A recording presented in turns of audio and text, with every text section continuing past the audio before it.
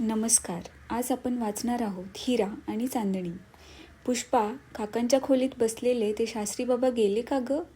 पुष्पा एक कादंबरी वाचण्यात तल्लीन होऊन गेली होती. मधुर स्वप्नात कुणीतरी मध्येच हलवून जागे करावे असे तिला वाटले. कादंबरीतले बोट न काढताच त्याच हाताने आळस देत तिने विचारले, काय ग ताई? काका एकटे असले तर जाऊया जरा त्यांच्याकडे. कशाला? तू वाचित असलेल्या कादंबरीचं कथानक सांगूया ना त्यांना आपण.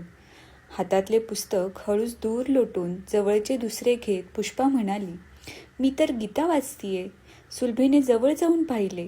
पुष्पाच्या हातात गीताच होती. सुलभेच्या मनात आले, सक्तीच्या पोटी लबाडी जन्माला यायची. निजताना गीतेचे एक अध्याय वाचायलाच पाहिजे असा जुलूम काकांनी या वयात पुष्पेवर का करावा? सुलभेने पुष्पेला जवळजवळ ओढून काकांच्या खोलीतच नेले. हरिनाजीनावर बसून चौरंगावर ठेवलेल्या गीतेचे पारायण करणारे काका पाहताच सुलभेच्या डोळ्यात मिस्किलपणाची चमक क्षणभर चमकून गेली. जुन्या आठवणी जणू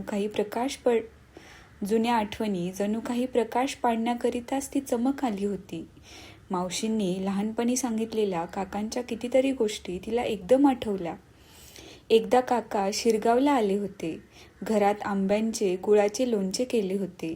मिटक्या मारीत ते खाता खाता काका उद्गारले, पण हरिणाच्या लोणच्याची काही सर नाही आला. कुठल्याशा खटल्यात खेडेगावातली जागा प्रत्यक्ष पाहण्याकरता काका गेले होते. तिथे त्यांना प्रथम हरिणाची मेजवानी मिळाली.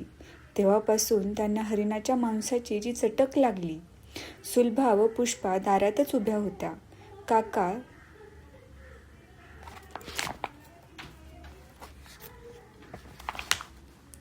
काका स्वगत भाषण करणाऱ्या नटाप्रमाणे एकदम मोठ्याने उद्गारले, वा, काय तत्वज्ञान आहे.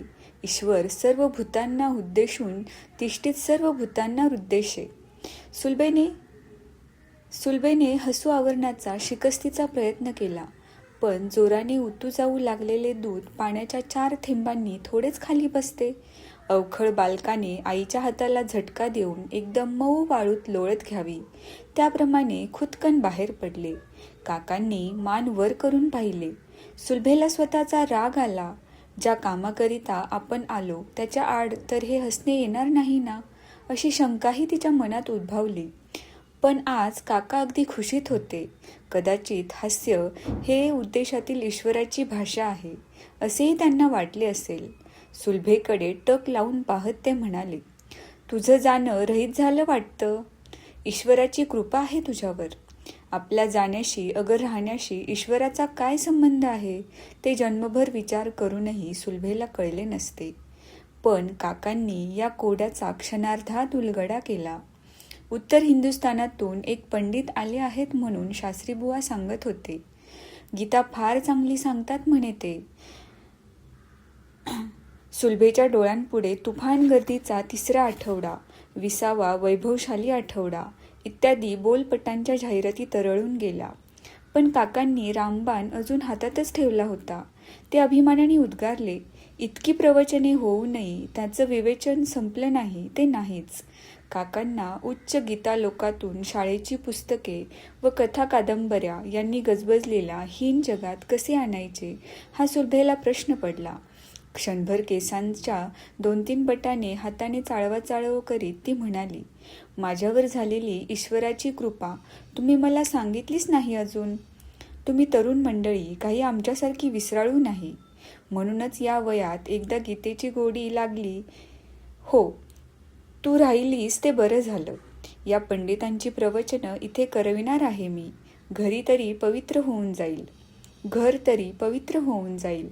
आत्म्यावर विवेचन करणार आहेत ते. न्यायहंती याच्यावर 8 दिवस आणि न्यायहन्नत्ते याच्यावर 8 दिवस. या पंडितांना संस्कृत शिकवायला येतं का? गनिमी कावा व जोहार या दोन्ही युद्ध पद्धतींचे मिश्रण करीत सुलभेने विचारले. काका तिच्याकडे पाहतच राहिले. उद्या ही पोरगी अमृत कोल्ड्रिंकपेक्षा चांगले असते का अगर इंद्राची योग्यता 9 तोफांची सलामी असलेल्या संस्थानिकांपेक्षा अधिक आहे काय म्हणूनही प्रश्न विचारायची. आश्चर्याचा पहिला भर ओसरल्यावर ते म्हणाले, का? आता संस्कृत शिकायची लहर आली की काय तुला? मला नाही, पण पुष्पाला शिकायला हवंच की.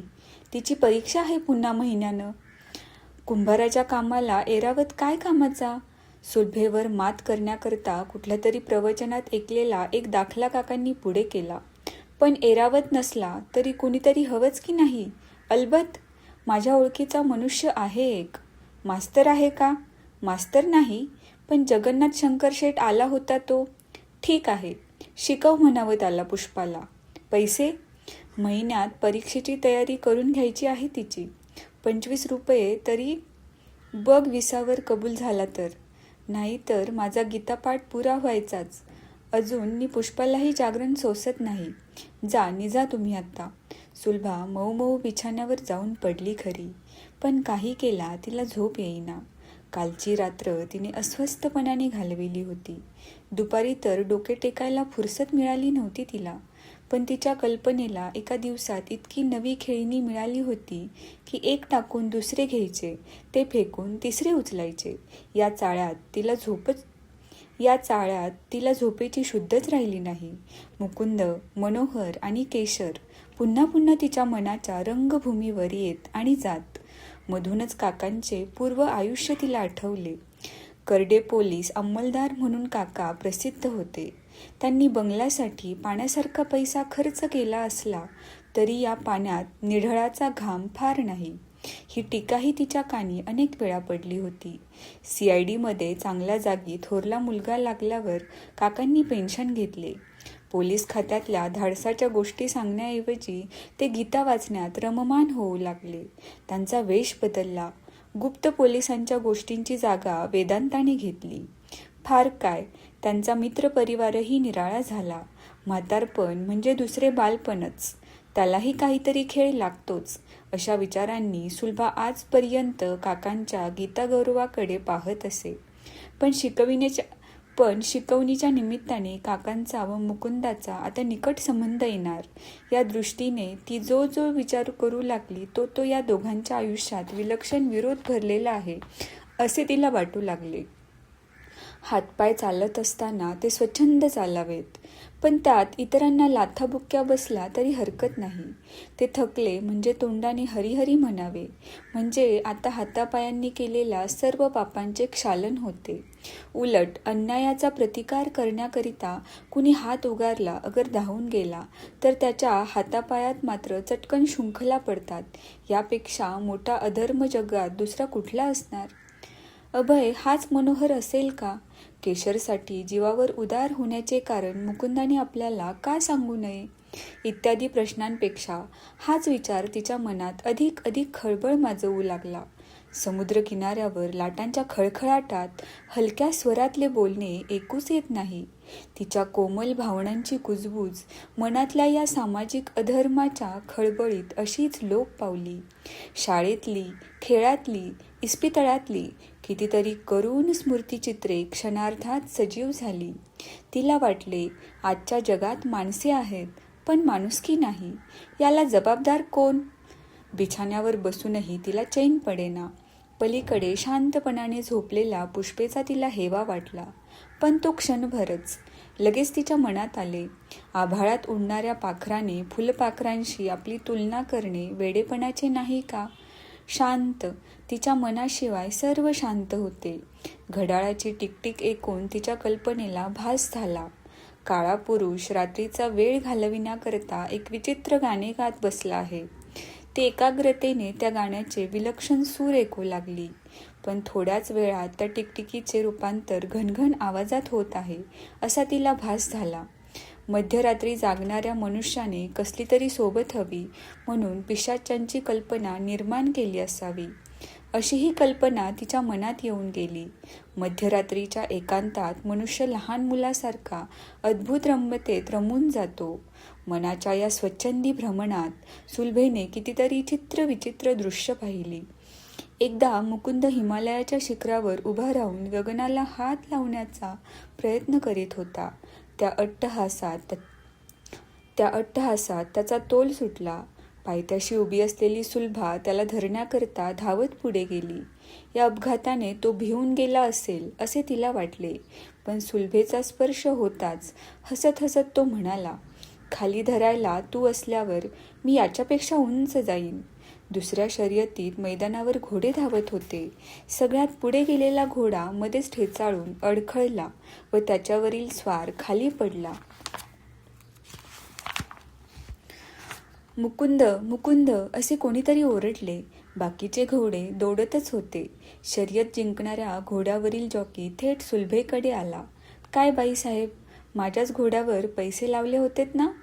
त्या जॉकीचा स्वर अगदी थेट विजयच्या सारखाच होता. तिसऱ्यात तात्यासाहेब एका चापकाने मनोहरला झोडपत होते. त्याचा अपराध काय? तर कुठले तरी एक फूल आणून ते त्याने देवाला वाहिले होते. त्याला मार बसू नये म्हणून मावशी आड आला. त्या तात्यासाहेबांना म्हणाला, कुठलं का असे ना फूल, दिसायला सुंदर आहे, वास छान आहे. तात्यासाहेब ओरडून म्हणाले, माझ्या देवाला माझ्याच बागेतली फुलं वाहिली पाहिजेत. झोपेतल्यापेक्षा जागेपणीची दुःस्वप्ने फार त्रासदायक असतात. मधुर जागृती स्वप्ने हिंदोळ्याप्रमाणे झुलविणाऱ्या जललहरींसारखी असतात. पण असले विचित्र आभास नाकातोंडात पाणी घालवून गुदमरवून टाकणाऱ्या भयंकर लाटाच त्या. समुद्राच्या आकराळ विक्राळ लाटांना घाबरून एखाद्याने किनाऱ्याकडे धावत सुटावे, त्याप्रमाणे सुलभा या दुःस्वप्नातून आपल्या सत्य जीवनाकडे वळण्याचा प्रयत्न करू लागली. तापलेले डोके शांत करण्याकरता ती हलक्या पावलांनी दार उघडून गच्चीवर आली. तिला एकदम किती मोकळे वाटले. विशाल आकाशाचे दर्शन झाले नाही तरी 2-3 चांदण्यांनी शोभणारा त्याचा चिमुकला मनोहर भाग तिला दिसला. त्या स्वर्गीय फुलांकडे पाहता पाहता वायुलहरींबरोबर आलेल्या सुवासाने तिचे मन प्रसन्न झाले. रातराणी फुलली होती पलीकडे. त्या सुगंधाने आनंदित होऊन जवळजवळ निर्जन होत चाललेल्या मार्गाकडे तिने नजर वळवली. सिनेमाहून घरी परत जाणारे एक जोडपे हसत खिदळत चालले होते. पहाटे दारावरची घंटा पुन्हा पुन्हा खणखण करीत होती. दूधवाला असेल असे अर्धजागृत मनाला बजावून सुलभा या कुशीची त्या कुशीवर झाली. पण चांगली उन्हे पडल्यावर ती उठून खोलीबाहेर येते तो वरांड्यात टाइम्स वाचत विजय उभा होता. पलीकडे पांडुरंगही कुठले तरी मराठी वर्तमानपत्र चाळीत होता. अपुऱ्या झोपेने आळसावलेल्या आपल्या डोळ्यांवर तिचा विश्वासच बसेना. तिची ही भांबावलेली स्थिती पाहून विजय म्हणाला, मला जर गाता येत असतं. सुलभेच्या भ्रूकुटी संकोचाने त्याला अधिकच उत्तेजन आले. मूक उत्तरेच माणसांना अधिक बोलकी करतात. पूर्वी राजेराण्यांना उठवायला भाट होते ना, तसे आज तुला जागं करायला मुंबईतले सारे गवई गोळा करावे लागतात की काय अशी भीती पडली होती मला. काहीतरीच बोलतो झालं असे सुलभेला म्हणायचे होते, पण तिच्या मानेच्या एका मधुर हालचालीने या शब्दापेक्षाही अधिक भाव व्यक्त केला. सुलभा तोंड धुण्याकरता निघून गेली. तिच्या पाठमोऱ्या आकृतीकडे पाहण्याचा मोह विजयला अनावर झाला. आपल्या मनाचे त्यालाच आश्चर्य वाटले. कॉलेजातले त्याचे काही दोस्त नटींच्या फोटोकडे घटका पाहत बसत असत. त्यांच्या या वेडेपणाला तो हसे. गणिताच्या पुस्तकात या वेड्यावाकड्या आकृती दाखवून या काय कमी सुंदर आहेत असा प्रश्न करायलाही तो कमी करीत नसे. बॅरिस्टर होऊन शिरगावला आल्यावर बड्या लोकांच्या क्लबमध्ये बायकांविषयी टार्गट गोष्टी नेहमी चालत. खऱ्या वैमानिकाने खेळातले विमान घेऊन नाचणाऱ्या बालकाकडे तुच्छतेने पाहावे तसा तो या गोष्टींचा उपहास करी. पण ज्या जहागिरीच्या वारस हक्काविषयी तो खटपट करीत होता ती निश्चितपणे मिळणार असे ज्या दिवशी त्याला समजून चुकले त्या दिवसापासून त्याच्या वृत्तीत पालट झाला. त्या रात्री अंथरुणावर पडल्या पडल्या एक चित्तवेधक गोष्ट वाचित असताना पुस्तक मिटून त्याने सुलभेची मूर्ती डोळ्यांपुढे उभी करण्याचा प्रयत्न केला. पूर्वी प्रवासात त्याला कशी छान झोप लागे, पण केशरबरोबर पुण्याला येताना मात्र तो अनुभव त्याला आला नाही. आत्ताही ताई चहाला बोलावते तुम्हाला. विजयने वळून पाहिले. पुष्पा सुलभेचा निरोप सांगत होती. तिच्याकडे पाहताच विजयच्या मनात आले, संध्या रंगाप्रमाणे श्री सौंदर्यातही किती विविध मोहकता असते. चहा घेता का? गोल मेजावरील पेला चमच्याने साखर घालीत असलेला सुलभेने विचारले. फौजदारी वकिलाला केस आणि तरुणांना चहा नको होतो का? पण नियमाला अपवाद असतातच की. चहाच्या बाबतीत तरी नाही. नसायला काय झालं? अमक्याच माणसानं चहा दिला पाहिजे असं? पुष्पा धावतच येऊन म्हणाली, ताई, तुझ्याकडे आलंय कुणीतरी. कोण? काल तू फिरायला गेली होतीस ना ते. घेऊन ये ना त्यांना. आता गुरुजी व्हायचेत ते तुझे. विजय तिरसटपणानेच दरवाजाकडे पाहत होता. मुकुंद दिसताच त्याच्या कपाळाला आठी पडली. त्या दोघांची ओळख करून देण्याकरता सुलभा म्हणाली, मुकुंद हे शिरगावचे दादासाहेब करंदीकर, बॅरिस्टर विजय.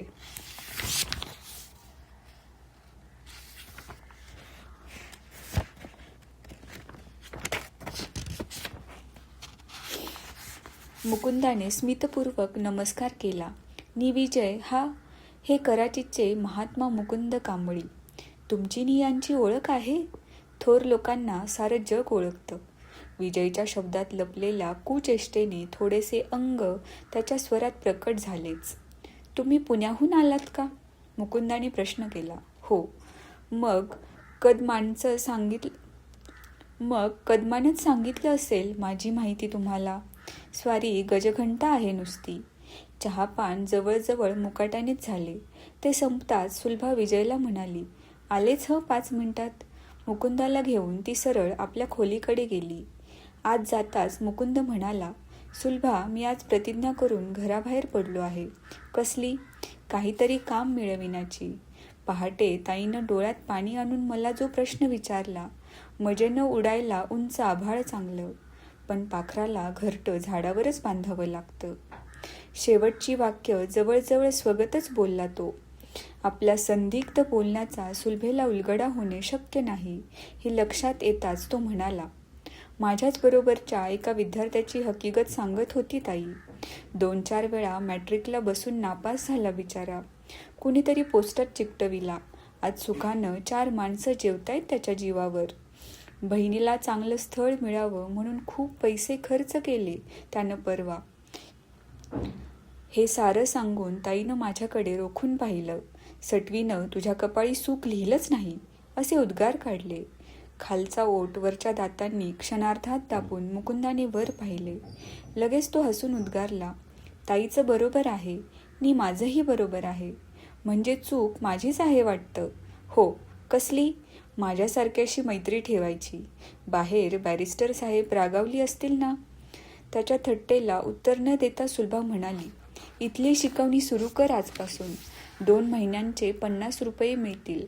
पण मुलगी अगदी संस्कृतमध्ये बोलायला लागली पाहिजे लवकर. गीता मुद्दाम शिकव तिला. ताईला शिरगावला पाठवून देतो तर मग. शिरगावला? तिथली हवा छान आहे की. परवाच एक सॅनिटोरियम बांधले आहे म्हणे टेकडीच्या पायथ्याशी. पण ताईच्या सोबतीला कोण आहे तिथे? माझ्या मावशीची नणंद आहे ना. असं कितीदा शिरगावला जाते मी, पण मला पत्ताच नाही या गोष्टींचा. मुकुंदाने बोलक्या दृष्टीने तिच्याकडे पाहिले. आपली दोघांची जगे किती भिन्न. या जगांच्या सीमेवर येऊन एकमेकांकडे आपण पाहत आहोत म्हणून हे अंतर आपल्याला जाणवत नाही. असेच जणू काही त्याची नजर म्हणत होती. आकाशातल्या शुक्राच्या चांदणीचे दर्शन भूगर्भातील हिऱ्याला कधी होते का? मुकुंद गेल्यावर सुलभा विजयजवळ गप्पा मारण्याकरता येऊन बसली. पण बराच वेळ तो घुमा होता. मध्येच एकदा तिने विचारले, तात्या फार रागावलेत माझ्यावर. अगदी विचित्र बोलले ते. सुलभेनं हू की चू केलं नाही. सुलभेचं लवकर लग्न करून टाकायला हवं असे म्हणाले ते. सुलभेला मनातून राग आला, पण तो हसण्यावारी घालवीत ती म्हणाली, असल्या कन्यादानानं पुण्याऐवजी पापच लागायचं. असल्या कन्यादानानं पुण्याऐवजी पापच लागायचं. ते कसं? आपल्या गळ्यातली घोरपड दुसऱ्याच्या गळ्यात बांधण्याचा उद्योगच नाही का हा? पांडुरंग जिनावरून ओरडतच आला, ताईसाहेब, सुलभाताई. काय झाले? ताईसाहेब, सुलभाताई. काय रे? पुढे येऊन फार महत्त्वाची बातमी सांगण्याचा आविर्भाव करीत तो म्हणाला, नटी आली आहे तुमच्याकडे. नटी? हे शब्द सुलभेच्या तोंडातून बाहेर पडतात न पडतात तोच केशर वर आली. मोठ्या कष्टाने आपले हसू आवरून सुलभा म्हणाली, आज कुठल्या बोलपटात काम करायचे केशरताई? पहिला सत्यनारायण आणि दुसरा जलसा. सत्यनारायण? बाबांची तार आली आहे. दुपारी येतायत ते. काल मुनिमाची तार गेल्यावर आई सत्यनारायण बोलली. तो करून उद्या परत जायचंय सगळ्यांनी. केशरचा हात धरून तिला आपल्या खोलीकडे नेताना सुलभेने हळूच विचारले. सत्यनारायणाच्या बोलपटात पोथी सांगणारे भटजी हेच नायक ठरणार. पण दुसऱ्या बोलपटात, त्या बोलपटातला नायक? अभय आज येत आहेत. केव्हा? आज दुपारी. त्यांच्या इथल्या पत्त्यावर जलशाचं आमंत्रणसुद्धा पाठवून दिलं मी. कारंजातून जलतुषार थुई थुई नाचत असताना त्याच्यावर सूर्यकिरणे पडून चिमुकली इंद्रधनुष्ये निर्माण व्हावीत, तसे केशरच्या भावरम्य मुद्रेवरील मधुर आनंद तरंग सुलभेला भासले.